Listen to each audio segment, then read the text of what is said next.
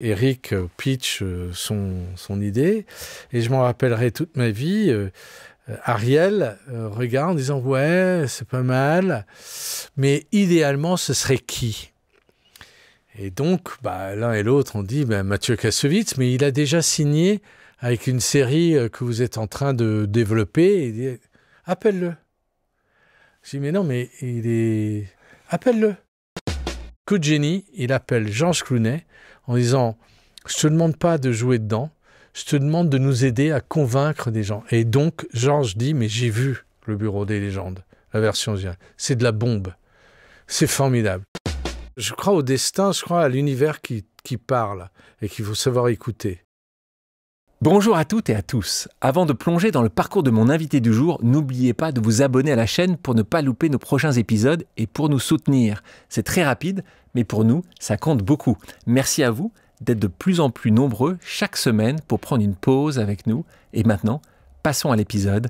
Bonne écoute. Bonjour à toutes et à tous. Je suis Alexandre Mars et vous écoutez Pause, le podcast où on prend le temps.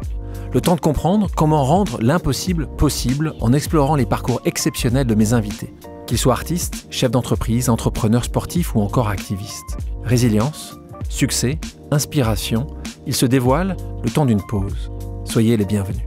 Il a traversé les États-Unis, les Vosges, Londres, Paris, les coulisses de Canal+, les studios d'Hollywood, les secrets de la DGSE et les tempêtes du streaming. Visionnaire des médias, pionnier de la série à la française, mon invité du jour a toujours eu un temps d'avance. Mais derrière ses coups d'éclat avec le Bureau des légendes, La Maison ou encore le remake américain The Agency, il y a un homme qui doute, qui apprend, qui trébuche et surtout qui continue à innover. Dans cet épisode, il revient avec nous sur les coulisses de son parcours et nous parle storytelling, intuition, passion et doute. Bonjour Alex Berger. Bonjour Alexandre, comment vas-tu Comment? Mais c'est marrant parce que c'est ma première question à chaque fois. Tu peux pas me piquer ma ligne en fait. T'es innovant juste à piquer ma ligne. Non, comment je ne pique pas. Je vais bien. Je vais plutôt très bien.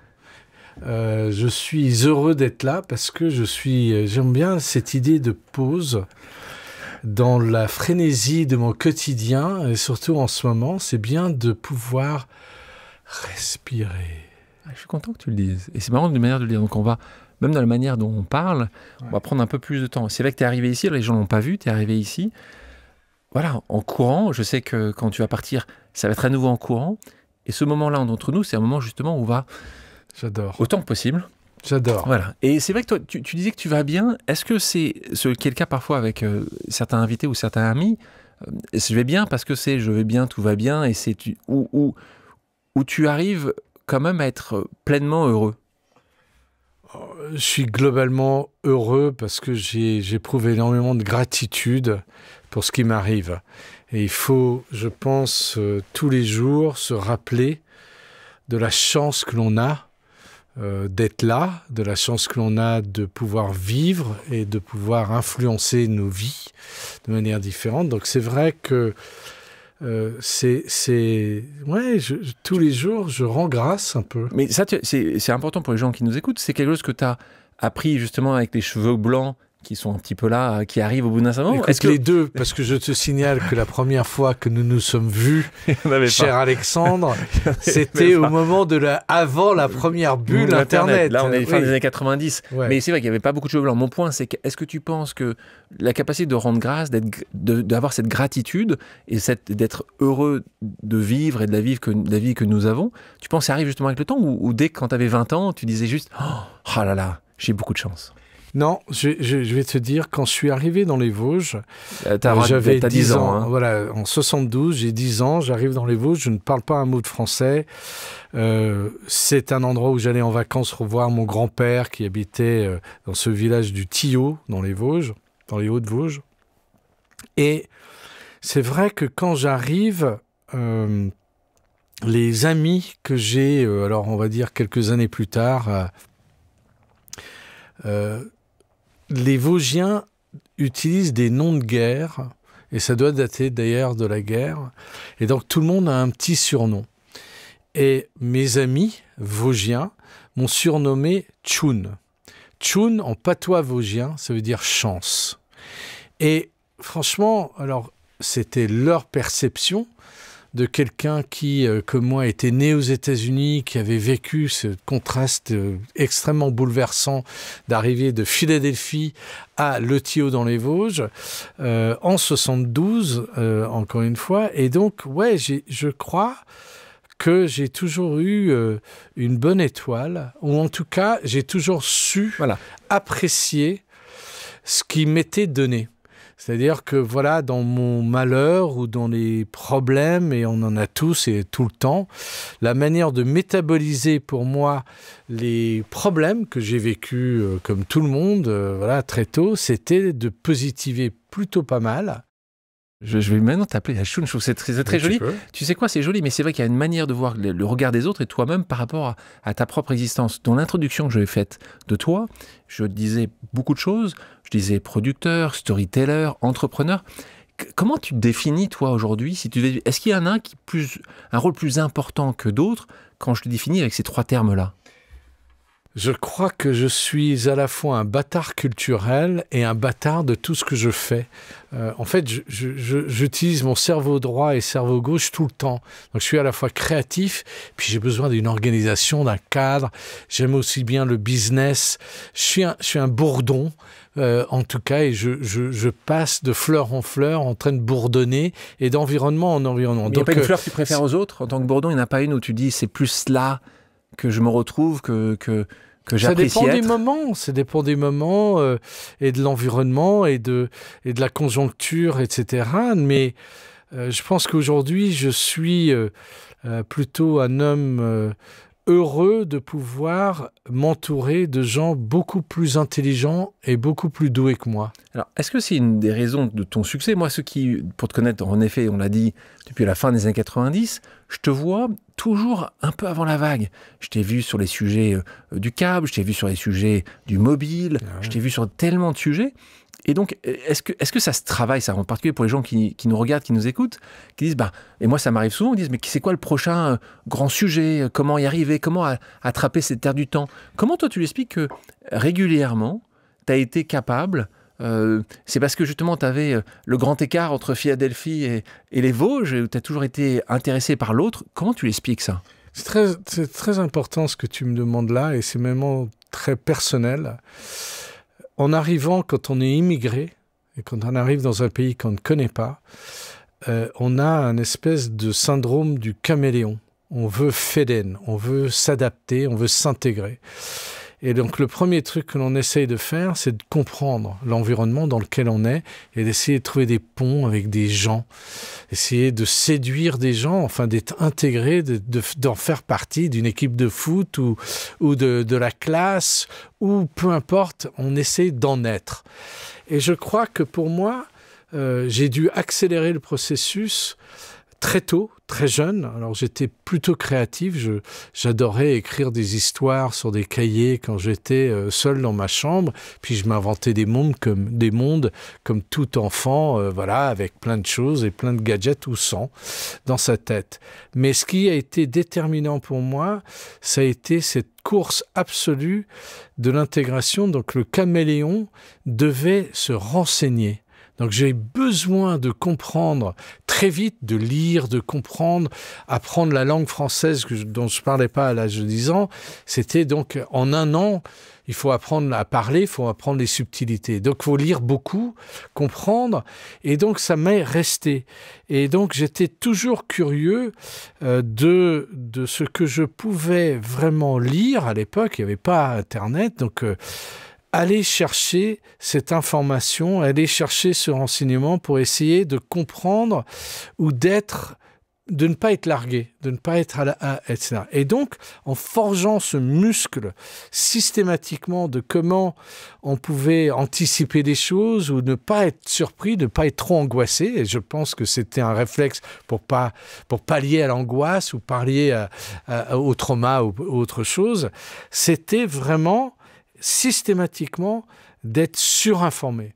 Et plus tard, alors pas forcément de manière très douée à l'école, mais j'étais suffisamment renseigné pour pas être déstabilisé très vite, de comprendre, de faire partie de la conversation Et professionnellement, quand tout d'un coup j'ai été en charge de stratégie chez Vivendi Net ou Canal Numédia ou chez Canal auprès de Pierre Lescure, moi j'étais payé pour expliquer demain. Alors, c'est du storytelling d'un côté, mais c'était qu'est-ce qu'on va devenir, qu'est-ce qui va nous arriver et qu'est-ce que c'est les choses qu'on doit comprendre et intégrer dans notre quotidien. Je pense que c'est très important pour tout le monde. Apprenez toujours, partez du principe que vous ne savez pas et continuez à apprendre. Et en apprenant, en écoutant, c'est là où moi je vois des signaux faibles, des moments où tu dis tiens, il y a un truc là, il y a 3 choses qui maintenant et qui viennent d'arriver. Tu parles du futur. Il y a un grand sujet qui est abordé matin, midi et soir depuis des mois et des mois. C'est l'intelligence artificielle. Et avant d'en parler, parce que c'est un sujet évidemment important dans nous, on va faire une pause. Tu connais pause, on a des pauses amicales ou des pauses familiales. C'est-à-dire que des gens qui viennent, qui t'aiment, viennent poser une question. Ah bon. Et donc là, tu as quelqu'un qui... Et tu vas en avoir quelques-uns qui vont te poser des questions. J'espère que tu les connais. Oui. J'espère que tu les aimes, mais je sais que c'est le cas. Je les reconnais. Mais on va voir, on l'écoute. Mon cher Cyberpax, quel est ton point de vue sur l'impact de l'intelligence artificielle sur le développement de contenus scriptés, films ou séries? À bientôt. Message 2. Ça, c'est Franck Boulben, mon Cyberpax, car nous étions co-CEO, co-président de Vivendi Net à une époque incroyable que tu as connue, et c'est là où je t'ai connu. Alors sa question est très importante parce que c'est vrai que dans ma petite cour de création, l'intelligence artificielle, on est au tout début. Je suis content de pouvoir intégrer de plus en plus. Alors j'utilise pas encore beaucoup l'intelligence artificielle, moi ou nous, par rapport à la création. Néanmoins, je travaille avec quelques garçons Awen, par exemple, qui était un projet pour aider à la création, donc intégrer des volumes conséquents de data, en disant je veux faire le bureau des légendes et donc faire ingérer les 50 épisodes et puis tout d'un coup donner un angle différent. C'était son projet, et donc je suis toujours très curieux de ces nouvelles frontières. Alors pour répondre à Franck, il y a 2 choses qui existent aujourd'hui qui sont incroyables. D'abord, la traduction simultanée qui est utilisée, alors pas que dans notre domaine, mais pour justement faire en sorte que les versions de nos projets, de nos séries, de nos films puissent se faire rapidement à travers le monde. Ça, c'est très important. Le deuxième aspect de l'intelligence artificielle, pour moi, c'est gather information, rassembler un volume conséquent d'informations, parce que sur les projets sur lesquels on travaille, c'est toujours extrêmement important de parler du détail. Quand on travaille de manière analogique, c'est de parler à des gens qui ont le savoir sur un tel ou tel domaine.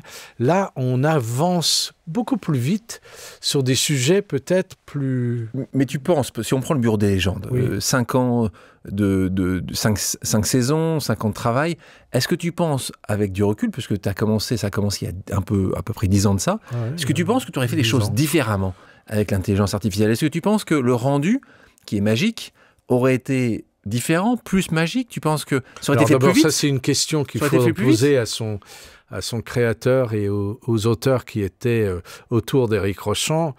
D'abord, il avait un muscle. On dit toujours dans mon travail, « write about what you know ». Et donc, il avait un muscle déjà sur l'aspect John le Carré, c'est le fils spirituel de John le Carré. Et donc, Éric, je pense, est un obsédé de la lecture. Il dévore des volumes et des quantités phénoménales de data, et donc de livres, d'essais et de rencontres.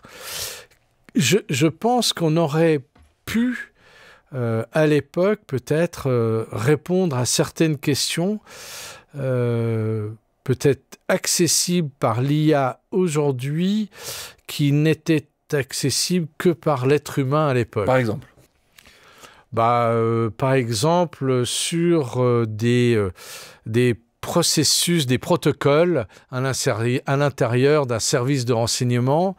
Il a fallu lire beaucoup.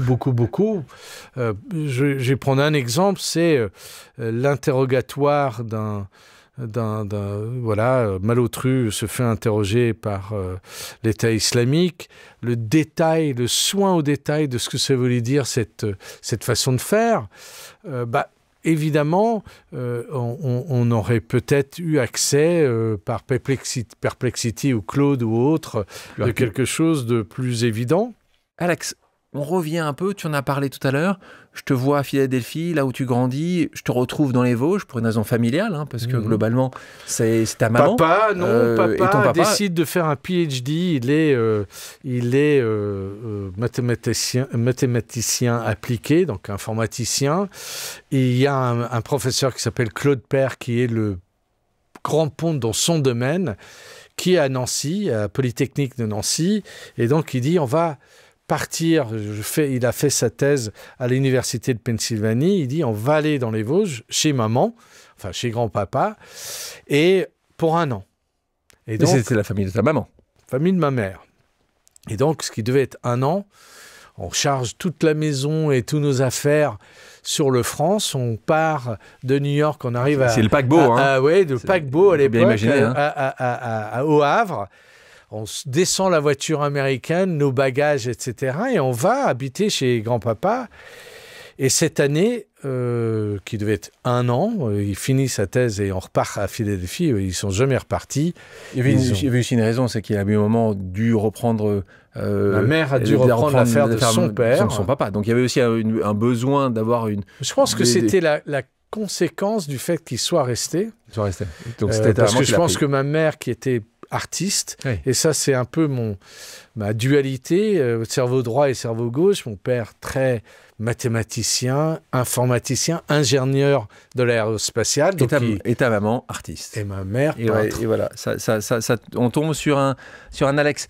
On continue quelques années après. Alors là, je suis assez étonné. J'essaie de comprendre comment je te retrouve à TMC. On t'a 20 ans. Et là, je te retrouve TMC, Télé Monte Carlo. Je te retrouve là, assez jeune, dans ce monde médiatique. Comment tu te retrouves à ce moment-là, si jeune? Qu'est-ce qui se passe? L'accident, c'est très simple. Non. J'étais à l'université de Pennsylvanie. Je faisais mes études. Et les final exams, donc les examens de fin d'année, se déroulent fin avril, début mai.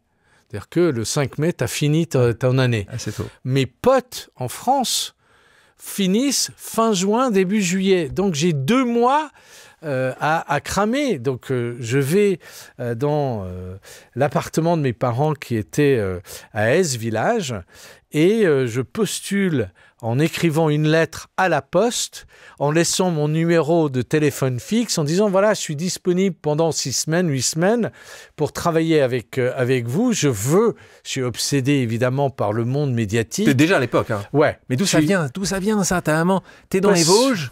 Ton papa est ingénieur, vous êtes dans la tisserie, enfin on est dans... Ils ont une corderie depuis 1862, ils sont dans le tissage, etc. Donc, c'est d'où? Je crois que c'est quelque chose qui m'a bouleversé quand j'ai 8 ans ou 7 ans.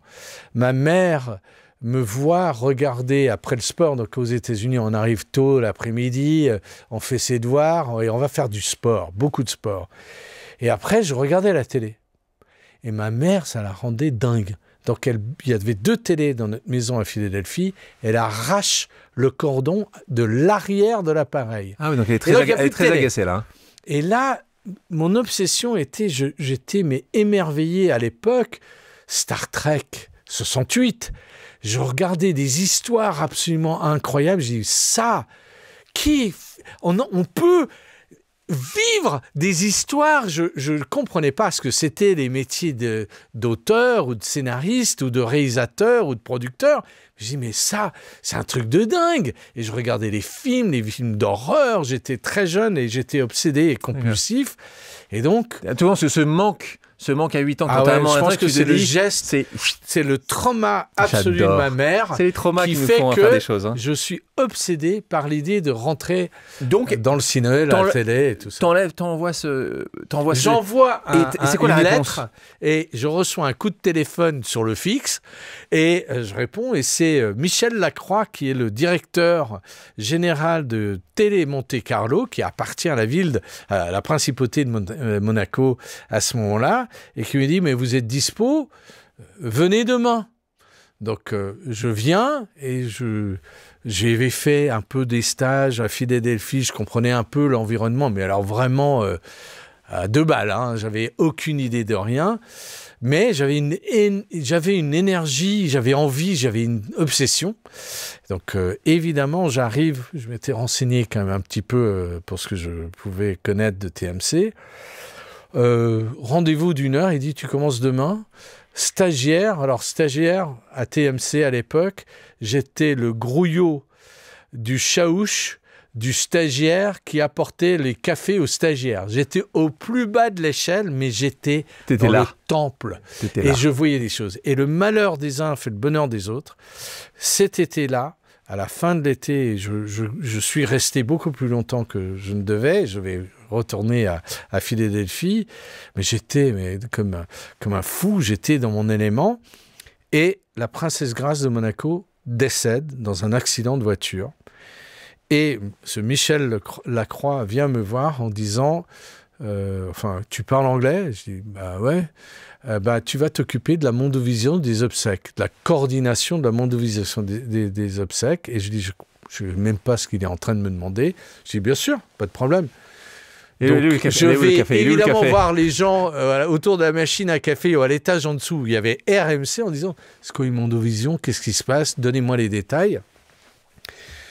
Je m'en occupe, donc arrive CNN, ABC, CBS, NBC qui arrivent à Monaco, à l'étage où je suis, et je suis l'interface avec tous ces gens-là. Il s'avère, vraiment la chance, la tchoune, mon oncle à Philadelphie, qui a un cabinet d'avocats, et l'avocat de la famille Kelly, donc Grace Kelly, la Grace de Monaco. J'ai été à l'université de Pennsylvanie à Philadelphie et donc les chaînes qui déboulent sont plutôt celles de Philadelphie. Donc je connaissais 3 mecs, mais totalement le hasard complet. Absolu. Et puis je parle anglais et je suis là à organiser leur vie. Ça se passe bien et je suis convoqué juste avant de partir. J'allais partir à Philadelphie, retourner en 2e année, 3e année.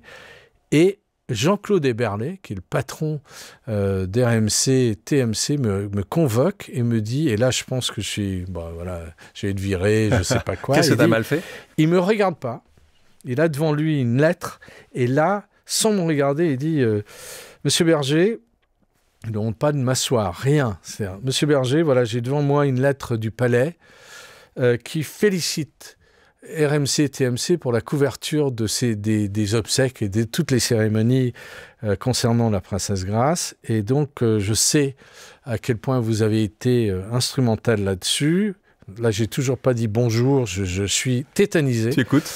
Et il dit, voilà, je voudrais vous proposer la rédaction en chef du flash d'infos de 18h d'RMC TMC sur TMC. Et pareil, j'ai aucune idée de ce qu'il est en train de me demander. Mais tu comprends quand même que tu dois arrêter tes études là. Ouais. Et donc là, j'avais un billet qui était littéralement 4 jours plus tard. Donc les coups de téléphone pénibles, le choix la nuit où tu dors pas. Donc là, tu dis je dois réfléchir ou tu dis OK? Tu dis OK tout de suite? Non, d'abord je dis OK. Tu dis. Je dis OK. Bien sûr. Je dis OK. Et à ce moment-là, je commence à réfléchir. Je dois tout comprendre. Lire, comprendre, qu'est-ce que ça veut dire. Il n'y a pas de salaire, là il t'avait rien dit, il t'avait dit tu fais, il t'avait pas parlé de salaire, de rien. Mais il dit, tu vas être le rédacteur en chef, j'ai 21 ans, les gens qui sont journalistes ont entre 30 et 50 ans, c'est des cadors, donc je comprends pas très bien ce qui m'arrive. Je parle à un de mes meilleurs amis qui était Thomas, qui travaillait, qui était dans le Midi, on était... et je dis, voilà ce qu'on me propose. Il dit, waouh, il n'a aucune idée, mais il dit, waouh, ça a l'air pas mal. Et puis je parle à un garçon que j'ai connu autour de la machine à café qui s'appelle Alain Chabat et je lui dis qu'est-ce que t'en penses? Et puis à d'autres, à un réalisateur, à des gens que je connais du boulot parce que je connais vraiment. Donc les gens te disent plutôt reste. Les gens me disent fonce. Reste. Ouais, fonce. Les seules choses que j'ai réalisées à ce moment-là, c'est que finalement quelqu'un d'autre était en train de voir la valeur que je ne voyais pas moi-même de moi-même. C'est-à-dire quelqu'un est en train de confier à un jeune homme de 21 ans un poste de responsabilité hors norme. Tu as cité Alain Chabat, qui est devenu par la suite un proche, un ami, un associé. Donc la première fois que tu le vois, c'est vraiment une machine à café. Ah oui. Je dis la blague à 2 balles, Shalom Shabbat. Voilà, on commence à discuter et on dit beaucoup de conneries, voilà. Et donc c'était la première personne que je vois. Lui, il travaillait, il commençait à RMC. Il était sur RMC Rock, qui était la bande FM d'RMC, où il commençait. Il avait déjà fait un peu de radio. Et il commençait en radio. Et moi, je commençais en télé. Et il avait quelques années de plus que moi. Et voilà, je sais pas, on s'entend bien et on devient très proche. Et après, on est coloc, etc. Donc c'était, le début c'est notre jeunesse où on a passé beaucoup de temps ensemble. Il y avait eu beaucoup de choses. On a... c'est un peu magique. Enfin, voilà, de trouver un très bon pote. Tu crois au destin? Je pense que je crois au destin, je crois à l'univers qui parle et qu'il faut savoir écouter. Donc oui, il y a des signes, des symboles, des choses. Tu parles de la chance, c'est la même chose pour moi. C'est des opportunités, tu vois, etc. Aujourd'hui, je ne suis pas proche d'Alain Chabat. C'était il y a très longtemps. Etc. Mais on a vécu une vie ensemble et j'en suis reconnaissant. Ça me fait du bien, mais bon, voilà. Après, on change. Et on évolue. Et puis après, moi j'ai surtout créé, au lieu d'une bande de potes que j'ai eu, beaucoup, Canal, tout ça. Après, c'était ma famille. Enfin, voilà. Là, je te retrouve déjà entrepreneur. Tu crées une entreprise qui s'appelle Real to Real Filmworks à Los Angeles. Exactement. Donc là, je te vois là avec c'est ça, tu te souviens, hein, avec Benjamin de Rothschild, ces années-là.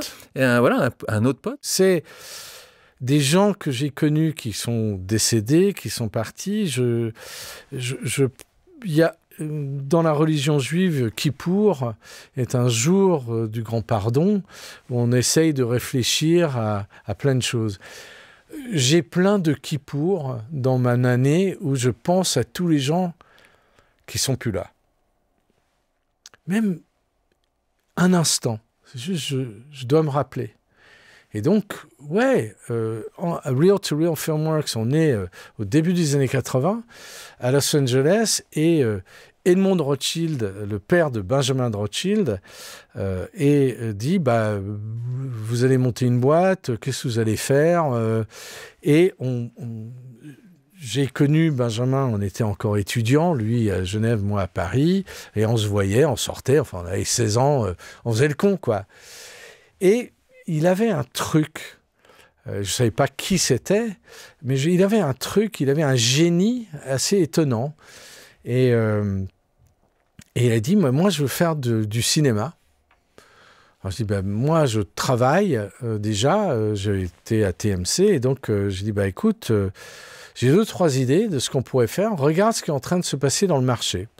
Et à l'époque, aux États-Unis, toute ville, village avait un câble opérateur pour emmener les chaînes et ils avaient des chaînes où il y avait des films, ils achetaient des choses. Et donc j'ai dit, je crois qu'il y a un trou dans la raquette parce que tous ces milliers, des dizaines de milliers de chaînes et de chaînes de câbles ont besoin de petites choses pour qu'ils puissent démarrer les films à l'heure. Il dit, mais c'est-à-dire, interstitials. On va faire des montages, on va prendre des choses, que ce soit des bandes annonces, d'autres, etc.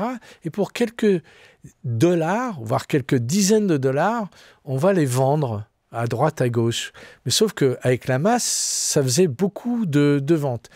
Et puis, il y avait l'idée que Edmond Rothschild avait la CJ, donc la compagnie du jouet, et à Los Angeles, il avait une filiale qui s'appelait Revell, qui faisait des maquettes. Et j'étais obsédé par ces trucs-là. Et c'était un peu old school. Et donc, je disais, mais quand même, à un moment, il faut réfléchir à un meilleur moyen de rendre ça un peu plus cool. Et il dit, alors, ce serait quoi ? J'ai vu que vous aviez une gamme de jouets que vous alliez lancer sur des robots, un peu des Lego Robotech. Et je dis, mais plutôt que de dépenser de l'argent, est-ce qu'il ne serait pas intéressant de raconter une histoire ? Et donc, on a été voir Harmony Gold, un producteur d'animation, en disant, faisons une animation qu'on va posséder, on va échanger ça contre l'espace. Et évidemment, Robotech devient un succès gigantesque. Et grosso merdo, 4 millions de dollars que ça a coûté, ça nous a rapporté une blindasse.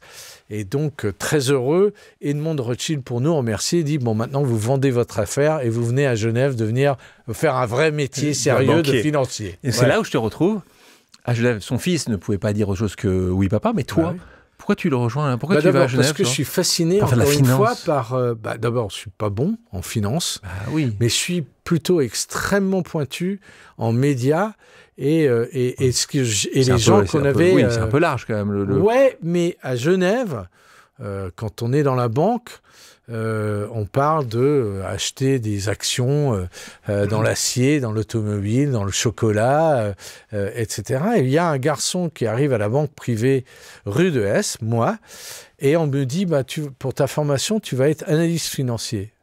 Ce qui est à peu près le plus grand truc d'horreur que j'ai pu entendre. Et donc, je suis là en train de faire des calculs de PI, etc., sur des sociétés dont je m'en fous. Sauf, comme j'étais un peu né pour un fonds d'investissement à l'époque à Los Angeles, je connais tout le monde, je connais ce qui est en train de se passer là-bas. Et je lis beaucoup plus que les autres sur le domaine.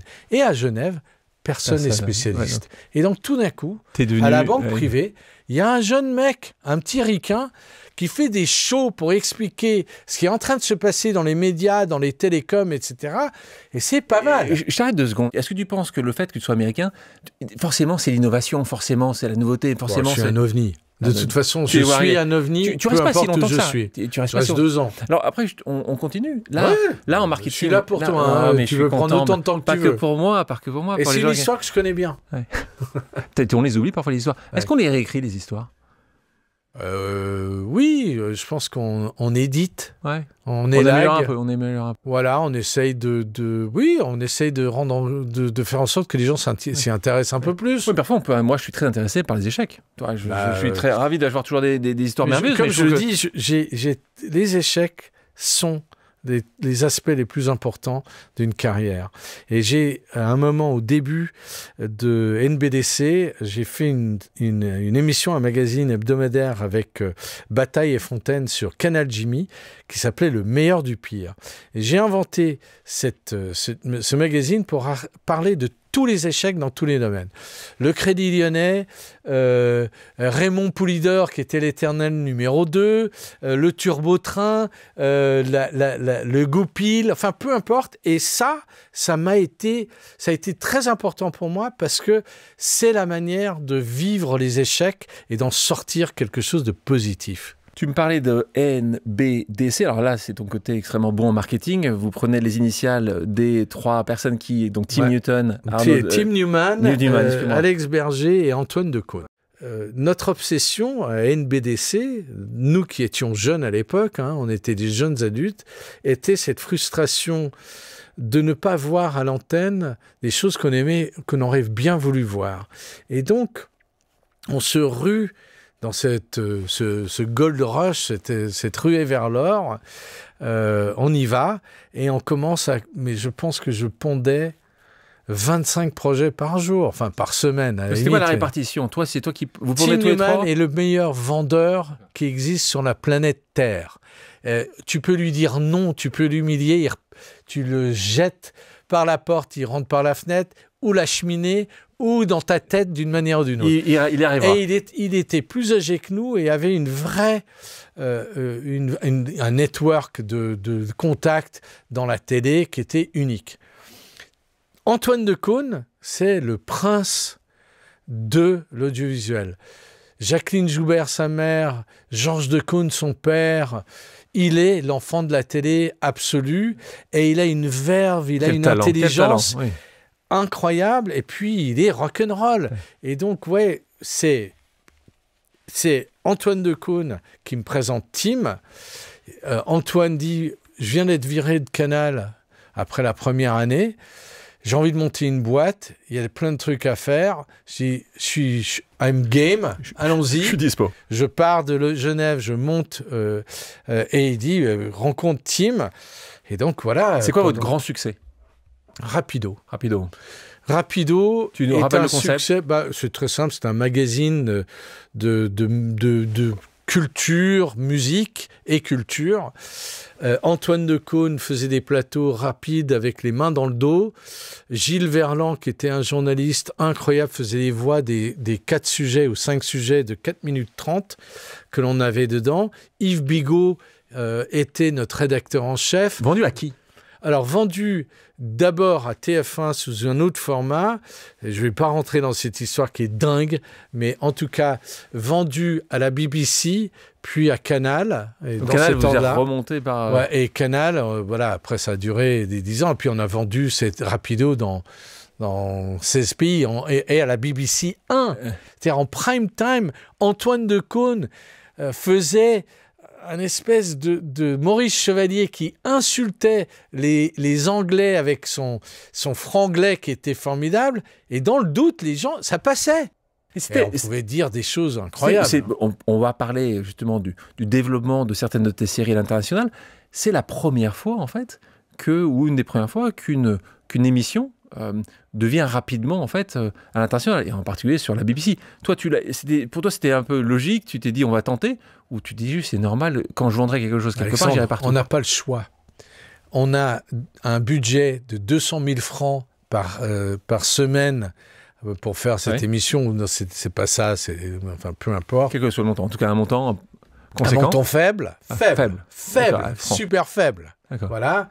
Et donc, on est obligé de vendre. On est obligé que ce soit un succès hors de nos frontières. C'est-à-dire que tu dois... Parce que, en fait, excuse-moi, c'est qu'il te paie assez peu. Enfin, le budget, je pense que c'était un coût à faire. On arrive à le faire au budget. Mais si tu ne le vends pas plus, tu ne vas pas gagner grand-chose. Voilà. Et donc, ce qu'on fait, c'est qu'on invente des Antoine de clones, c'est-à-dire des versions d'Antoine qui vont parler vite avec les mains dans le dos et on va le décliner en Espagne, en Italie, en Allemagne, en Angleterre. Enfin voilà, c'est génial. Et ça, c'est vraiment la conjonction de l'aspect artistique d'Antoine et des journalistes qui étaient autour, des gens incroyables, vraiment, de Christophe Gans enfin vraiment, il y avait des... Pourquoi tu arrêtes, dans ce cas, cette entreprise? Là, on est en 94, tu rejoins cette fois-ci le groupe Canal+, tu parlais tout à l'heure de Pierre Lescure, tu rejoins ce groupe-là, il va se passer plein de belles choses pendant les années qui vont suivre. Je rejoins un peu plus tôt. Un peu plus tôt. Oui, car je rejoins Canal+, car Pierre Lescure, en 93, me demande des conseils par rapport à André Rousselet et des choses qu'il voulait faire aux États-Unis. Voilà, et qui parlait très mal anglais. Et il allait recevoir un Emmy Award voilà, pour son œuvre, pour sa carrière. Et Pierre disait, comment est-ce qu'on peut faire? Il est très mauvais en anglais. Il ne faut pas que ce soit ridicule, etc. Donc j'invente, je l'aide, je dis, j'ai une idée, on va le faire, etc. Et ça se passe bien. Et puis, André Rousselet, le père spirituel, d'abord le fondateur de Canal+, le père spirituel d'Alain de Greff et de Pierre Lescure, s'en va. Il y a un clash avec le conseil d'administration et il part brutalement. Et Pierre se retrouve un peu démuni, seul, lapin dans les phares, et on est potes, on est plutôt très proches, et il dit viens m'aider. Et je dis ok, je vais solder mes affaires je vais revendre mes parts. Alors à ce moment-là, on avait fusionné, on a mis NBDC dans Rapido TV à Londres, qui marchait du feu de Dieu. Je vends mes parts à Richard Branson, qui est notre associé en Angleterre. On a fait 50-50 avec lui. À l'époque, Richard Branson est une star. C'est une star de partout, et dans les médias aussi. Donc, je suis libre. Et je dis à Pierre, en 93, écoute, je vais travailler avec Michel Toulouse pour refondre les chaînes thématiques et les chaînes par câble. On se fait un essai d'1 an. Et puis je te rejoins, voilà. Et je décide le 4 novembre 1994, le jour des 10 ans de Canal+, de signer un contrat avec Canal où je deviens mi-factotum, mi-brasseur d'idées, c'est-à-dire en charge de la stratégie pour Pierre Lescure. Donc là, on va parler des années où il va y avoir Canal Satellite, Studio Canal. C'est tous ces moments-là Canal Technologie, qui vont se créer à ce moment-là. Toi, tu travailles entre le présent et le futur, donc tu t'éclates évidemment. Si tu dois avoir un mot, quelque chose que ces années-là t'ont apprise, ou tu dis, tiens, ces années Canal pour toi, c'est ça, c'est quoi? On a laissé les clés d'une entreprise florissante à des saltimbanques. Et ils n'ont rien gâché. Au contraire, ils ont réussi. Et je pense que aujourd'hui, on est dans un moment complexe économiquement, socialement, de transition. On voit ce qui est en train de se passer dans les pays. C'est très troublant. Je revis la guerre froide que j'ai vécue quand je suis né dans les années 60 et que je faisais des exercices en se planquant dans les shelters parce qu'on pensait que les Russes allaient nous bombarder. C'est un peu la même chose, sauf qu'à l'ère électronique. Mais surtout, ce que je vois, c'est absolument ce contexte incroyable de dire « fais ». Go out, just do it. Alors, je reprends ce slogan, mais on a eu la chance, encore une fois, moi, j'ai eu la chance de voir des gens qui m'ont bluffé. Moi, j'étais un fan des gens qui m'entouraient. Oui, mais ça, tu le fais, toi? Tu le fais dans tes équipes? Ouais. Tu le fais avec tes enfants? Tu l'as fait avec tes enfants? Alors, peut-être pas assez. J'essaye de rattraper parce qu'on essaye toujours de s'améliorer, mais je pense que ce qui était important, c'était, et ça je le fais dans mes entreprises, c'est de dire à tout le monde, je veux que chacun puisse prendre un rôle et des responsabilités plus conséquents. Et quand on a commencé à travailler là-dessus, notamment avec Éric Rochon pour faire puis The Originals, et le groupe aujourd'hui, j'ai dit non. On ne doit pas reprendre les vieux schémas. On doit donner des responsabilités supplémentaires. Un auteur doit devenir un showrunner. Qu'est-ce que ça veut dire? Il doit avoir une responsabilité plus large. On ne doit pas le cantonner juste à un rôle d'écriture, qui est essentiel, fondamental, mais il doit comprendre le cadre dans lequel il est. Responsabilisation des gens. Donc oui, ce que je fais, c'est ce que j'ai vécu quand on m'a donné des responsabilités et que j'ai dit OK. À 21 ans. Mais c'est justement ces années-là où là, il y a quelque chose qui s'appelle vis-à-vis. Il y a un sujet sur lequel tu travailles, toi, qui s'appelle la convergence des médias. Alors là, mon obsession. Ça paraît une folie. Aujourd'hui, ça paraît totalement logique.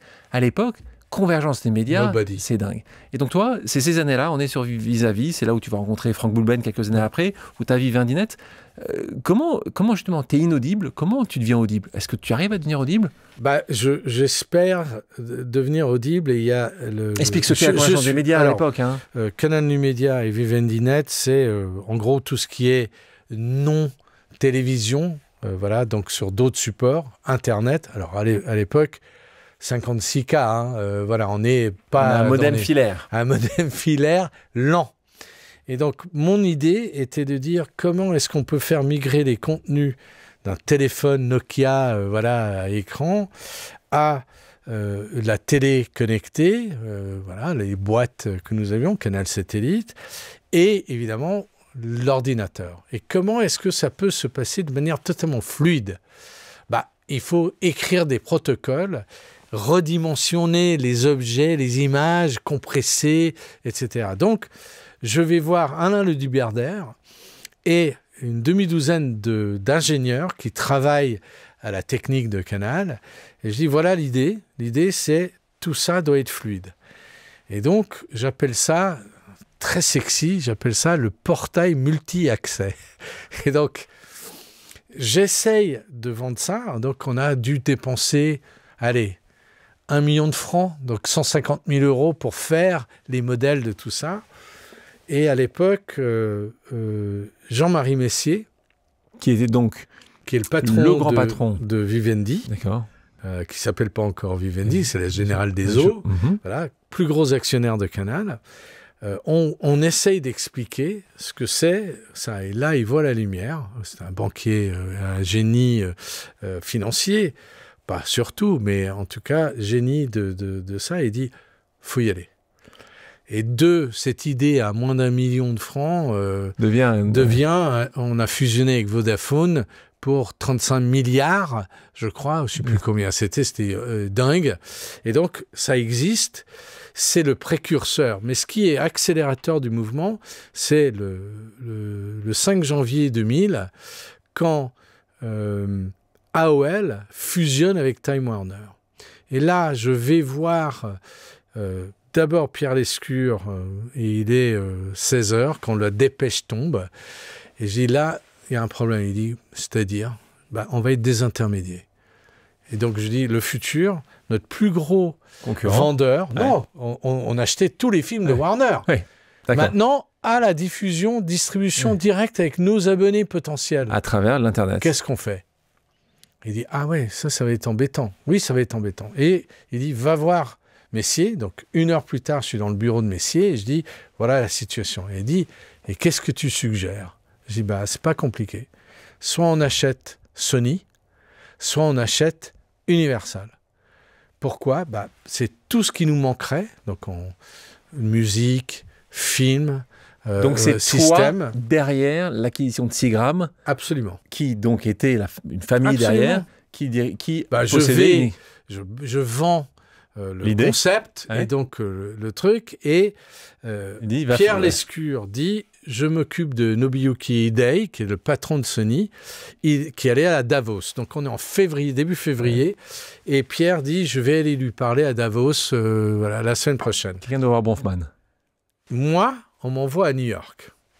Je connais pas beaucoup Bronfman, donc j'appelle mon ami, qui était la famille, qui est le patron de Seagram, qui est propriétaire d'Universal.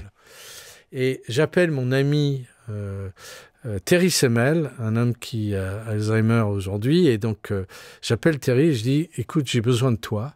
C'était l'ancien patron de la Warner. J'ai besoin de toi, puis patron de Yahoo et beaucoup d'autres choses. J'ai besoin de toi, il faut que... Voilà ce que je veux faire. Et il dit, on se retrouve à New York demain.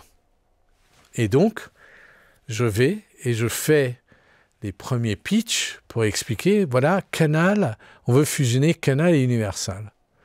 Et il dit, tu te fous de ma gueule. Votre petit truc, là, Canal, là, etc. Non, moi, ce qui m'intéresse, c'est Vivendi, parce qu'il y a un telco, il y a SFR, il y a beaucoup d'autres choses.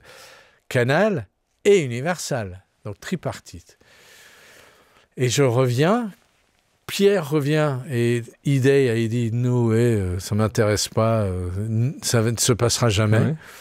Et moi, je dis en disant, écoute, il n'est pas contre. Il y a une porte. Il y a une porte, mais alors il va falloir aller vite, etc. Et là, le génie de Lazare, du banquier d'affaires de Jean-Marie Messier, commence à mettre les choses en route très rapidement, et on y va. Et on y va. Et donc, entre janvier, et ça se conclut en juin 2000, et on a fusionné, et ça devient Vivendi Universal. Et donc là, il y a VivendiNet. Tu viens, donc là, le Cyberpax avec Franck Boulben, puisque tu viens co-président. Et là, et je l'explique souvent ici, il y a des menottes dorées, et à un moment ou à un autre, tu dis que ces menottes-là, même si elles sont dorées, c'est pas ça. Et là, c'est plus lourd que ça. D'abord, il y a une différence de culture. Et Alexandre, ce qui est très important dans les entreprises, et quand on travaille pour des actionnaires, on est juste des managers, c'est pas chez nous, on est là pour créer de la valeur. Oui. Et donc, quand la politique des individus vient polluer notre mission, ça devient chiant. Donc, c'est vrai que très vite, pour moi... il y a des gens qui l'acceptent, il y a des gens qui font avec. Oui, ils sont nés dedans, voilà, ils sont managers, ils sont cadres. Toi, c'est pas possible. Et moi, je dis, mais attendez, moi, je siège au comité exécutif de Canal+ le lundi et au comité exécutif de Vivendi le mardi. Et ça se met des scuds toute la journée. Et je dis, mais attendez, c'est pas possible. On est ridicule. C'est destructeur de valeur et de mon temps.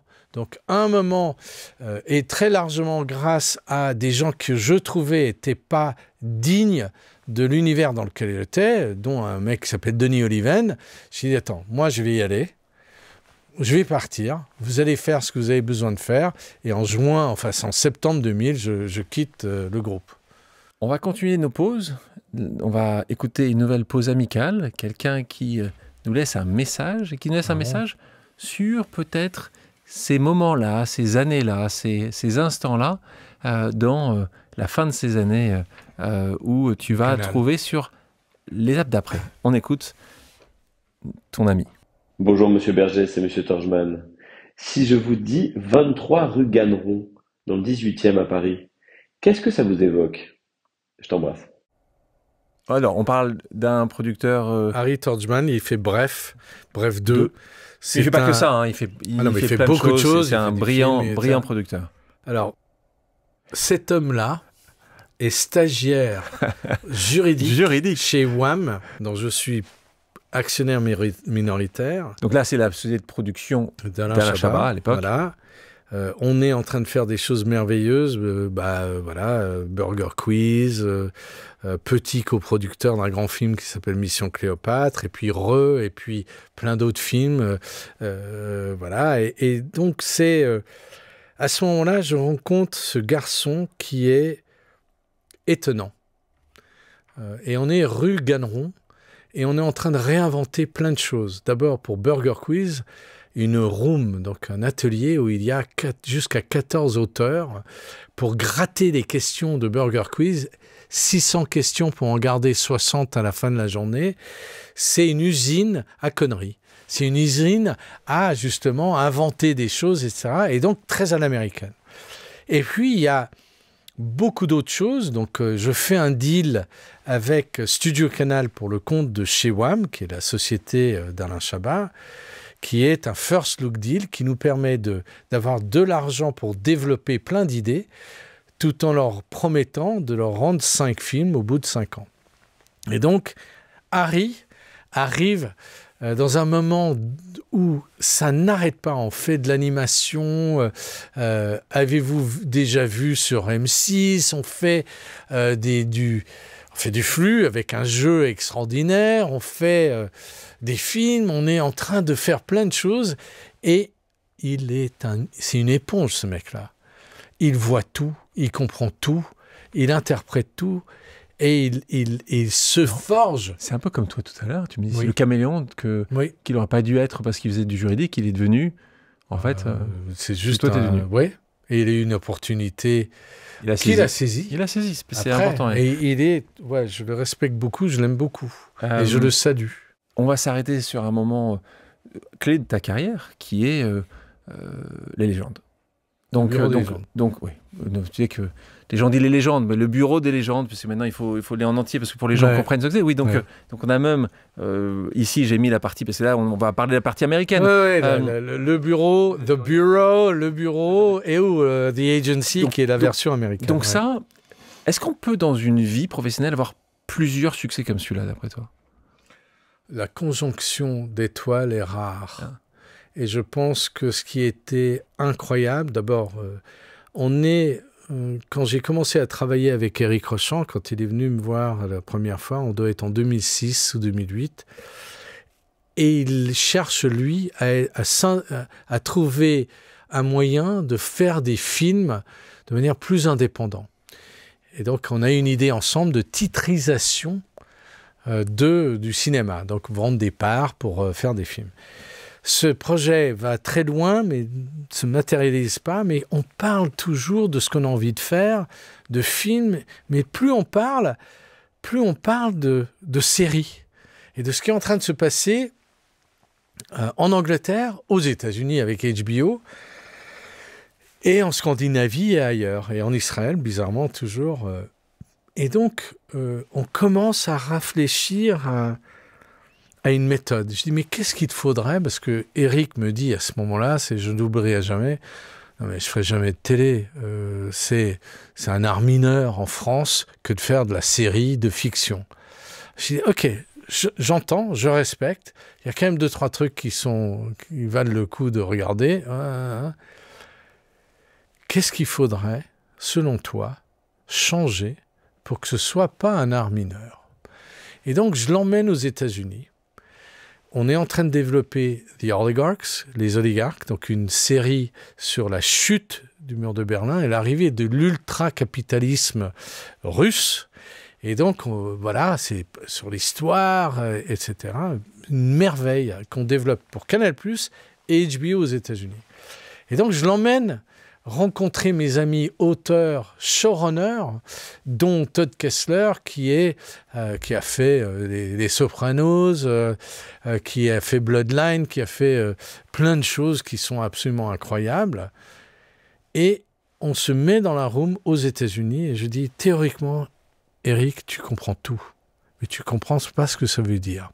Et donc, on fait, à l'échelle 1, dans une room, avec les Américains, on break les oligarques. C'est-à-dire, on apprend ce que c'est de déconstruire pour reconstruire une série.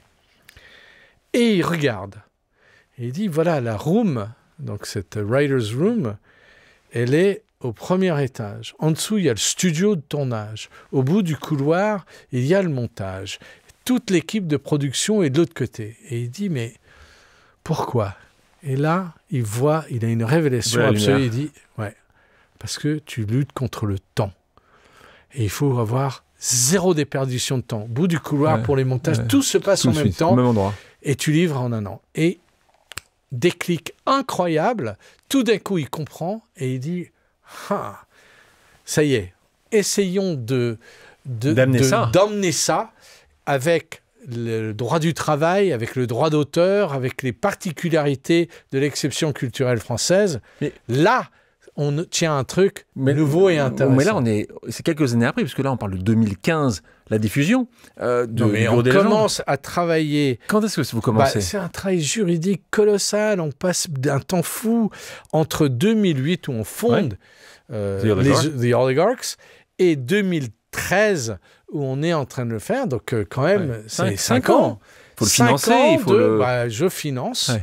J'avance parce que je vois le truc. Un modèle qui est, si on ne le fait pas, on est mort. À quel moment ce premier succès, ça va être le Bureau des légendes ? Tu sais pas que c'est le Bureau des légendes. À quel moment le premier que tu vas sortir quand Éric Rochant arrive en disant « il faut que je te pitche un truc », il vient de finir Moebius, qui est un film avec Dujardin et Cécile de France, dans l'espionnage.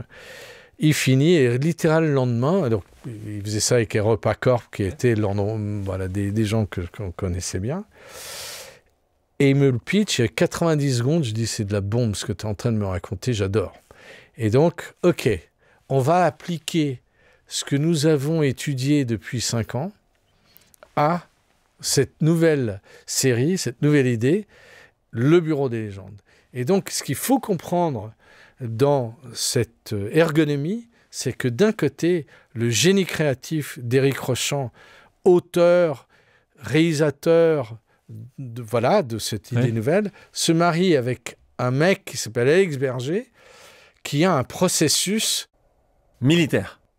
C'est en tout cas une hiérarchie, un processus extrêmement délimité, avec une discipline en effet quasi militaire. Et quand on pitch à Canal, c'est « Ah putain, on adore !» Ouais, mais ça, c'est compliqué. C'est compliqué de faire dans le processus parce que personne... Qui achète chez Canal ? Devant nous, il y a Ariel Saraco. Donc la grande Ariel. Oui, qui était la directrice du contenu original, de la création originale, et Fabrice de la Petelière. Et dans la pièce, ils achètent comme tout de suite. Comme toi tout de suite, 90 secondes, ils disent « on le veut ». C'était un peu plus compliqué. Mais ça se complique après. Mais en gros, ils disent c'est super intéressant et il était important de mesurer le fait que Eric passe autant de temps à expliquer la facture créative et il domine le sujet mieux que n'importe qui en France. Et moi, j'explique le reste. Et le reste, c'est quoi? C'est que Canal+ ne faisait jamais de série annuelle. Là, il faisait 6 à 8 épisodes tous les 24 à 36 mois. Pourquoi? Parce que le marché, ils avaient un monopole. Ouais. Donc, if we make it, they will come. Si on le fabrique, ils ont nulle part ailleurs où aller. Donc, les gens vont venir. Et moi, je dis, attention, ce qui va arriver en 2015, 16, 17, c'est l'arrivée de mes potes ricains, parce que je suis déjà en train de leur pitcher des idées, je suis déjà en train de travailler avec eux. Et donc, je leur dis, c'est indissociable. Création avec processus, voilà. Et, de manière supplémentaire, voilà les règles, les rôles et les responsabilités qu'on va donner au showrunner, donc à ce producteur artistique qu'est Éric Rochant, qui aujourd'hui, Éric, est producteur, il fait ça sur d'autres choses, mais ça, c'est nouveau. Et on est obligé de faire la pédagogie à l'intérieur de la boîte pour les auteurs, les 12 auteurs qu'on a, avec toutes les équipes qui viennent tous du cinéma, à qui on dit, oubliez tout ce que vous avez appris, on va réinventer mais le Alex, système. Aujourd'hui, des années après, plus de 10 ans après, tout le monde fait ça, non? Aux États-Unis, oui, parce que c'est un process. Mais quand tu vois un des plus grands succès français qui s'est vendu à l'international, qui est sur TF1, qui s'appelle HPI, ils ont fait la même chose ou pas? Ils ont fait comme nous, ils ont vendu un format mais avec la même chose, avec chaque année, avec un nombre de donc pour ça, il faut que ça soit militaire. C'est important. C'est comme ça qu'il fallait le faire. Alors, Stéphane Carrier et tous les gens qui ont inventé HPI, c'est extraordinaire. Et le succès de cette série est forte et intéressante. Et la version ABC ou en Corée ou ailleurs est absolument dingue. Mais c'est la manière de faire qui m'intéressait. La manière de faire. Alors, il y en avait d'autres à l'époque qui l'avaient fait avant le Bureau des légendes en France? Bah oui, il y avait Krivine sur Un village français. Il y avait Un village français. Qu'est-ce que j'aime. Alors ceux qui l'ont pas vu, je suis 2 secondes. Ceux qui n'ont pas vu Un village français, série exceptionnelle sur le principe, elle est exceptionnelle dans l'idée. Enfin, c'était des génies qui l'ont monté. Je résume rapidement, c'est ces années de 39 à 45, et donc c'est un village en France pour ceux qui l'ont pas voyé ça. Et donc en fait tous les ans, on nous amène dans l'année d'après. Donc ça commence en 39. C'est génie. Hein. C'est l'idée et c'est exceptionnel. C'est très bien fait. Qui l'a fait? Qui l'a produit? Frédéric Krivine et le showrunner, dans un système différent du nôtre, et il n'est pas à récurrence annuelle. Il n'arrive pas parce qu'il est seul. T'as raison, ça n'était pas tous les ans d'ailleurs. 24 mois, c'est un peu plus long. Et puis Anne Landois fait Engrenage. Elle aussi, pas dans cette récurrence annuelle parce que c'est compliqué. Elle est seule aux commandes avec des gens qui l'aident sur les arches narratives, etc. Donc il y en a. Mais il y en a pas dans cette forme-là. Et donc, quand on arrive en 2013 à mettre en place le système, quand on tourne en 2014 et qu'on diffuse en 2015, 16, 17, 18, 19 et 20, c'est unique. Là, tu parlais tout à l'heure, ça m'intéressait aussi ce que tu disais un peu plus tôt en disant on peut faire ce qu'on veut à un moment ou à un autre, c'est les gens, en particulier c'est les actrices et les acteurs. Oui. Là, ramène-nous aussi, encore une fois, n'oublie pas que nous, on ne connaît pas tellement bien ce monde-là, les gens qui nous écoutent, qui nous regardent. Comment ça se passe? Parce qu'on le voit maintenant, on se dit, mais évidemment, Malotru, ça doit être cette personne-là, évidemment, cette personne, ça doit être... C'est quoi le... Justement, vous êtes avec Éric, vous êtes tous les deux, et c'est vous qui choisissez? Vous avez 10 personnes? Non, c'est pire que ça, c'est que... Donc là, on parle de Mathieu Kassovitz, on parle de... Malotru, c'était pas le premier choix. Mathieu Kassovitz n'était pas le premier choix d'Éric. Donc, on explique à Canal notre choix de comédien. Éric pitch son idée, et je m'en rappellerai toute ma vie. Ariel regarde en disant « Ouais, c'est pas mal, mais idéalement, ce serait qui ?» Et donc, l'un et l'autre ont dit Mathieu Kassovitz, mais il a déjà signé avec une série que vous êtes en train de développer. Il dit « Appelle-le ». Je dis, mais non, mais appelle-le. Donc voilà, c'est parti. Et donc, oui, en effet, c'était un moment incroyable, mais tout le monde est dans un moment de doute. On est des apprentis sorciers, hein. On est en train de mélanger des gouttelettes, etc. Et Mathieu, la conjonction d'étoiles. Dont tu parlais tout à l'heure. Mais c'est Éric Rochant qui écrit, et Éric Rochant est en train de visualiser des choses. Moi, je suis un sparring partner en train de dire, tu crois? Ou est-ce que... Mathieu Kassovitz a accepté tout de suite? Tu te souviens? Alors, c'est vraiment un pervers énorme parce que Mathieu, j'appelle son agent et il vit à Los Angeles à l'époque. Donc, en 2013, je pense, je prends l'avion, je vais le voir, je bois un coup avec lui, j'explique tout ce que je peux expliquer. Et au bout d'une heure, il m'a laissé parler pendant au moins 1 heure. Il dit non mais je suis acquis. Déjà, l'idée de m'appeler Malotru, j'étais déjà acquis. Il dit tu m'as fait venir jusqu'à LA et il dit ouais, je veux savoir comment c'est habité par toi. Je voulais l'entendre de ta bouche. Et puis après, il a parlé surtout à Eric Rochant. Quand est-ce que tu sais que ça va être ce succès-là la première diffusion, dans la deuxième année. Dans la deuxième année. Dans la deuxième saison. Non, d'abord, Canal, le premier lundi, donc c'était 2 par 2, oui. Le premier lundi, il dit « Ah oui, ça a bien marché ». Et puis, ça descend, et puis ça remonte jusqu'à la fin de la saison, et c'est un carton. C'est quand même un vrai carton. Et puis, on revient en saison 2, donc 1 an plus tard, et là, on a changé la recette, puisque la première saison est très dans le bureau à Paris, et la deuxième saison, c'est le contraire. Ouais. On est plutôt à l'extérieur, DGSE extérieur, donc ça. Et là, tout d'un coup, je me rappellerai toujours de parler avec Monica Lévy qui vendait et Jean-Michel Sizewski qui vendait pour Fédération Entertainment, qui vendait la série et qui dit « Wow, on commence à avoir les anglo-saxons. » Qui appellent. Ouais. C'était les Anglais, les ricains, Amazon, Apple, enfin, sont super intéressés. Mais le premier qui a acheté, c'était les SVT, les Belges, Sven van Lokeren, parce que lui, il a eu le nez creux, il a acheté tout début. Donc c'est vrai que ça devient un succès à la fin de la saison 2, parce que tout d'un coup, c'est un succès critique assez vite en saison 2, c'est-à-dire que la une... Je me rappellerai toujours, salut Pierre Langlais de Télérama qui nous avait détruit parce qu'il n'avait pas trouvé ça bien la première saison et donc on l'a boycotté Télérama.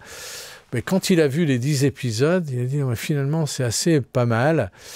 Et donc, il est revenu, il est revenu, oui, c'est une 4 étoiles, mais surtout pour les 4 saisons qui ont suivi, c'était dingue. Combien de pays divisés dans combien de pays ? 120.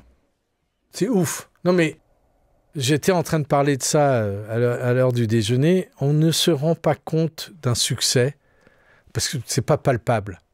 Si je te dis, alors pas à toi parce que tu sais, tu as 5 milliards d'euros dans ton compte en banque, c'est pas palpable. Ouais. Qu'est-ce que ça veut dire ? Je peux acheter ce que je veux, quand je veux, où je veux.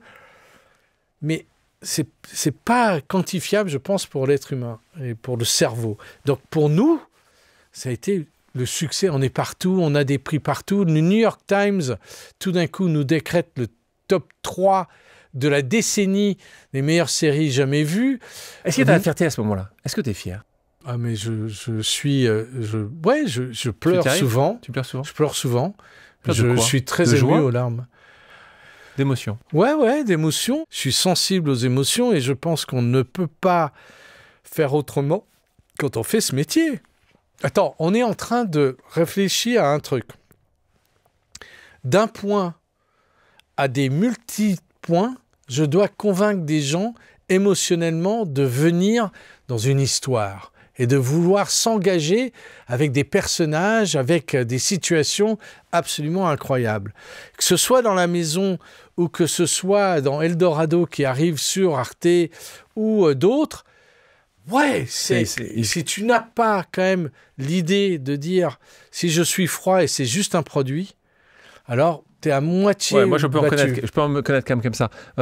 Alex, sur la production américaine, là, ça a été vendu. Succès, tu vas m'en parler plus, ça s'appelle The Agency. Oui. Donc là, c'est la même chose. Sauf que là, c'est pas traduit dans la langue locale, c'est refait. Ouais. Donc là, facile à vendre, raconte-nous comment ça s'est passé. Long, compliqué, 7 ans. 7 ans. Ouais, on commence avec AMC, qui est une chaîne câblée américaine, qui n'arrive pas à le faire, le revend à Paramount. on commence à travailler. Moi, je travaille avec l'auteur, le premier auteur qui est désigné. Éric Rochant dit, moi, je ne veux pas me refaire un truc. J'y touche pas. Et donc, je deviens, pour le compte de tout le monde, le gardien de l'ADN de cette série. Et j'essaie de transmettre plein de subtilités et de détails aux ricains. Pourquoi ? Parce que je connais bien les Américains et que je ne suis pas convaincu qu'il y ait eu énormément de succès de remake, de films ou de séries. Et j'ai vu des choses vachement bien, même comme Les Revenants, où je trouvais ça terrible. La version américaine, c'était raté. Ils étaient à côté de la plaque. Donc, et puis des films, il y en a eu pléthore. Donc là, qu'est-ce que je peux faire qui fasse sens pour David Glasser de 101 Studios, donc qui est le producteur exécutif, Keith Cox, qui est la création originale de Paramount+, et Chris McCarthy, qui est le patron de Paramount. Donc, je passe énormément de temps à réexpliquer la recette.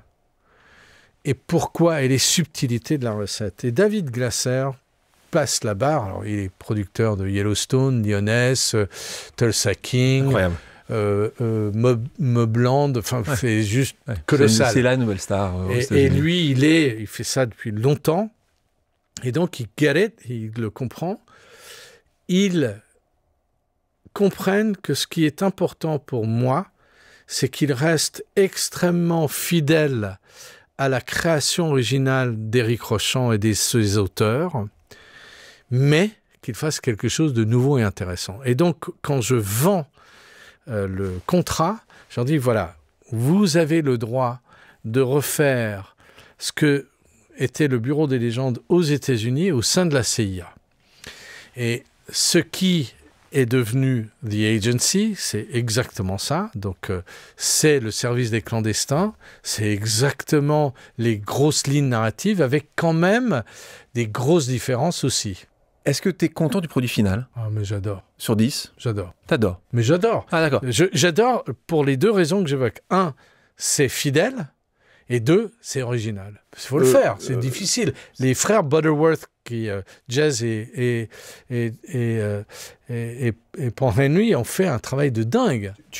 Donc, saison 1, succès ? Alors, saison 1, d'abord, pour le faire, le génie de David Glasser dit il va falloir qu'on chope des talents AA+.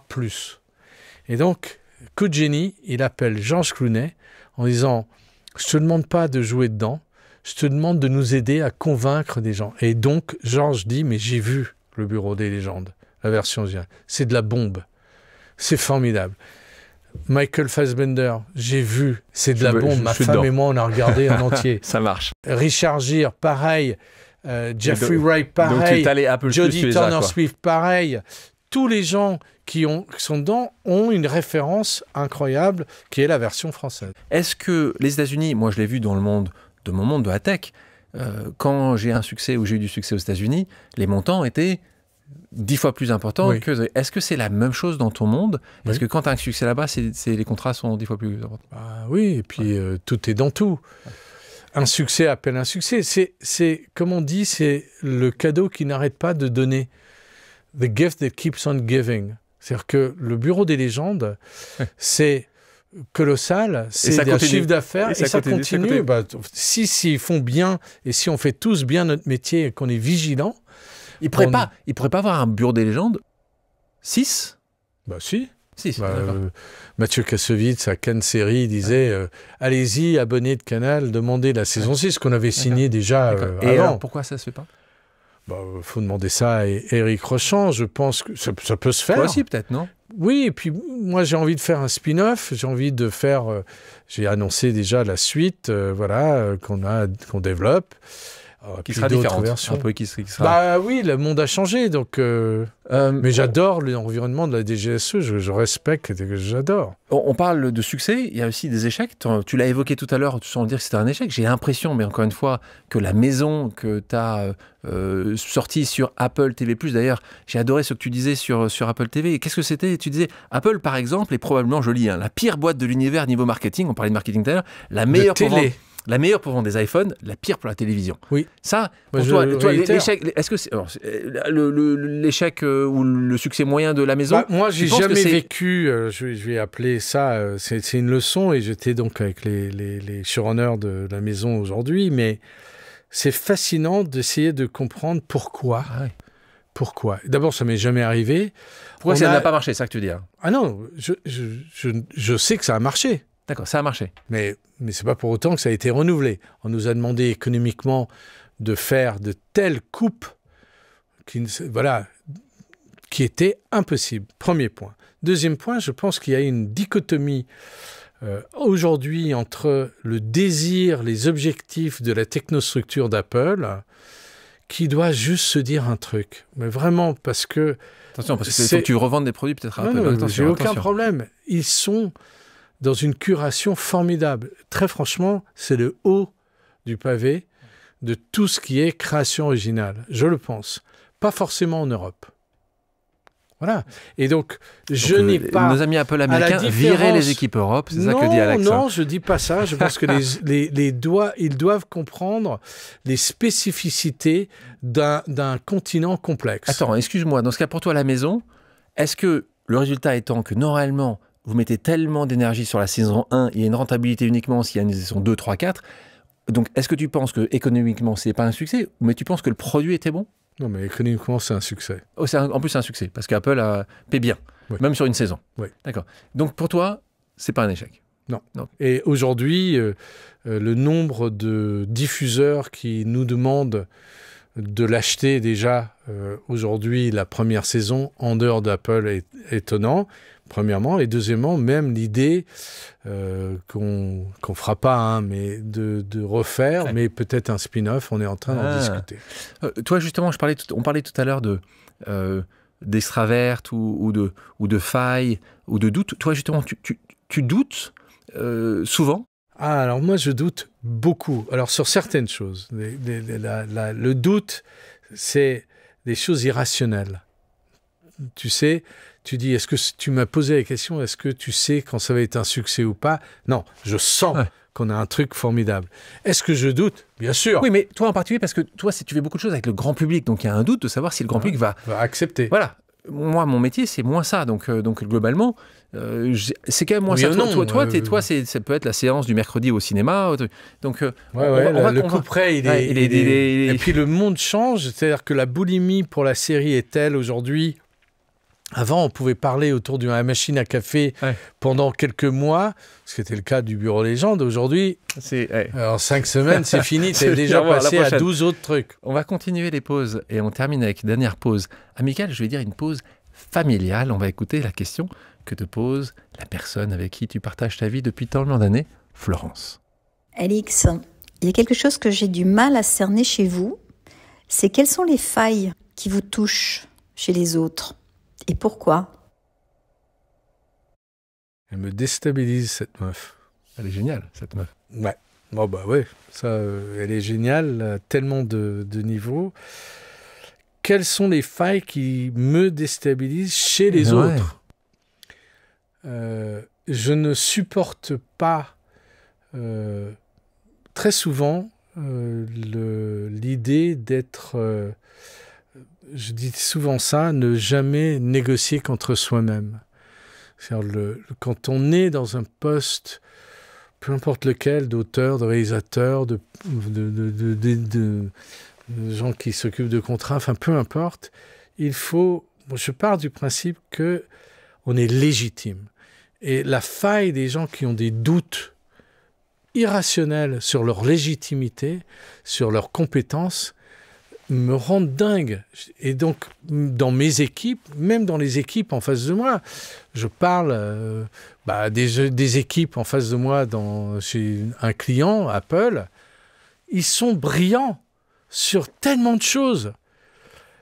On a fait une série meilleure parce qu'on a itéré avec Jay Hunt, qui était une femme brillante. Et puis, par ailleurs, il y a des gens qui ont peur d'eux-mêmes. Pourquoi ? Parce que la technostructure... Ah, mais moi, je lis l'être humain assez rapidement. Pourquoi ? Caméléon. Quand on est placé dans un endroit, très vite, attention. Je veux savoir c'est quoi ta faille à toi qui toucherait le plus les autres ? Quelle est ta faille, tu penses, qui est belle ? J'ai une faille qui est toujours le manque de respect. Enfin, j'ai un vrai truc qui me taraude toujours. J'essaie d'être extrêmement respectueux de tout le monde. Et puis, j'ai toujours un truc qui... Alors, je me défends avec... au 2e ou 3e degré. Enfin, ce que me reprochent mes enfants, c'est d'être au 3e degré tout le temps. Donc, je pense que ma faille, c'est de l'injustice. Alors, je le dis par manque de respect, ça peut être l'injustice. Ça me met dans des états irrationnels. Colère. Pas de colère. Enfin, s'il y a de la colère, il n'y a pas que ça. Et heureusement, quand il y a une injustice, il faut qu'on continue à avoir ce côté colérique ou activiste, de ne pas accepter. On va terminer avec une pause télé. C'est simple, je vais te poser des questions hyper simples, très rapides. Et tu sais que je ne sais pas répondre rapidement, mais tu vas essayer. Là jusqu'à jeudi. On va essayer. Ouais. C'est des choses très simples. Hein. Ouais. La toute première série qui t'a marqué. Tu l'as dit tout à l'heure. Hein. Il y avait Star Trek et plein d'autres, mais bon, on va dire Star Trek en 1968. Celle que tu pourrais re-regarder ou que tu regardes une fois par an ? Que je regarde systématiquement dans toutes les circonstances, c'est The West Wing, et surtout le pilote du West Wing, c'est pour moi un chef-d'œuvre. Une série que tu aurais rêvé produire ? Waouh. The West Wing ? Ouais. Une question pour toi, qu'est-ce que tu dirais aujourd'hui justement à ce caméléon, la Chun là, la Chun, la chance. Qu'est-ce que tu dirais à ce caméléon, la Chun de 10 ans, qui est dans les Vosges, quand je te vois maintenant, qu'est-ce que tu aurais un message, tu aurais quelque chose où tu te dis juste, non, t'inquiète pas, voilà. Le conseil que je donnerais à cet enfant de 10 ans ou 12 ans dans les Vosges, c'est change rien, t'inquiète pas. Je suis un angoissé. Et tout le temps j'ai été angoissé. Et je pense qu'un déraciné, c'est anxiogène. J'étais dans une unité familiale, ricain, dans un petit village des Vosges, avec mes parents. C'était ça l'unité, ma sœur, mes parents, mon grand-père. Et je pense que je dirais à cet enfant-là, putain, la chance, n'oublie pas, sois attentif, sois respectueux, t'inquiète pas tout le temps. Et je sais très bien que j'aurais pas pu l'écouter. C'est très beau. Est-ce qu'il y a un endroit, puisqu'on fait une pause et on a fait cette pause ensemble, dans le monde, un endroit où tu dis, c'est là où j'aime faire ma pause, c'est là où j'aime me retrouver. C'est où cet endroit ? Alors il y en a 3, vraiment. Vas-y. Le premier endroit, c'est un endroit que ma femme m'a fait découvrir, qui est un endroit où on fait un jeûne thérapeutique, qui est en Allemagne, sur le lac de Constance, et à Überlingen, où on apprend à jeûner. Donc on ne mange pas et on est très sensible à soi-même, à son écoute. Et donc ça, c'est un endroit qui m'apaise beaucoup. J'étais dans un autre endroit dans le même environnement, à Marbella en Espagne, mais c'est vraiment le lieu où je peux faire fi de tout, de ne plus entendre toutes les voix et tous les vélos que je suis en train, ou des assiettes que je suis en train de jongler dans ma tête tout le temps. Je suis un hyperactif qui veut devenir un cossard. Je suis un hyperactif qui aimerait être un plus grand procrastinateur qu'il ne l'est. Et donc voilà. Donc le premier endroit, c'est cet endroit de jeûne. Deuxième. Et ils sont 3. Donc voilà, dans le monde, il y en a un au nord de la Thaïlande. C'est là où ça te fait du bien. Deuxième.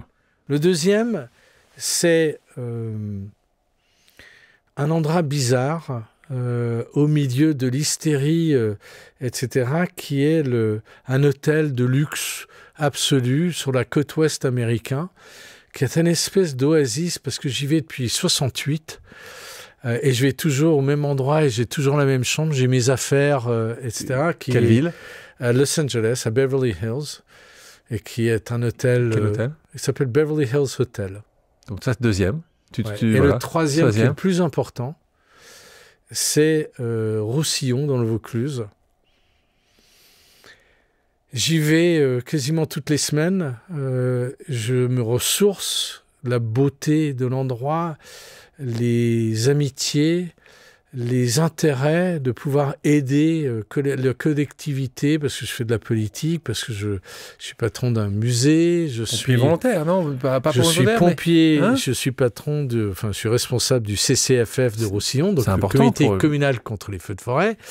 Et donc oui, tu t'engages. Cet engagement pour moi, pour le territoire, je suis un des suppléants de la présidente du département, Dominique Santani, que je salue parce qu'elle est extraordinaire. Cet engagement politique et pour la collectivité, je sens que c'est important, et je pense que c'est à cause des Vosges. C'est-à-dire, arriver de Philadelphie, grande ville, à Le Thillot dans les Vosges, qui, grosso merdo, 1500 habitants, peut-être un peu plus, et Roussillon dans le Vaucluse, avec la beauté absolue de cet endroit, l'endroit où mes enfants ont grandi tous les étés, l'endroit où je me retrouve, le socle, c'est là-bas. C'est les racines. Une dernière question pour toi. Quelle personne tu penserais qu'on devrait inviter ici, que t'aimerais, toi, écouter sa pause? Ce serait qui qu'on devrait inviter ici à table? Ma femme, Florence Servan-Schreiber, ma belle-mère, Perla Servan-Schreiber. Vraiment, ces deux personnes qui, je crois, peuvent dire des choses beaucoup plus intéressantes que moi. Mais aussi ma fille, Pénélope Berger. On a toute la famille, en fait. On va faire Arthur Berger, Léon Berger. Et je trouve que ce que tu devrais faire un jour, justement, c'est pas d'être juste one-on-one. C'est d'avoir ce calme et cette sérénité à plusieurs. Et d'avoir pour la même personne, au-delà de ce que tu fais avec des interventions de gens formidables là-dessus, c'est d'avoir à côté. C'est d'avoir à côté, parce que c'est très émouvant. Et moi, je suis très ému, là. Merci en tout cas de cette émotion. Merci, Alex. Merci à toi. Merci. Merci à toutes et à tous d'avoir pris le temps de faire une pause avec nous. J'espère que l'émission vous a plu, inspiré ou fait réfléchir. Si c'est le cas, je compte sur vous pour le partager avec vos proches, laisser un commentaire et mettre la note de 5 étoiles sur les plateformes d'écoute.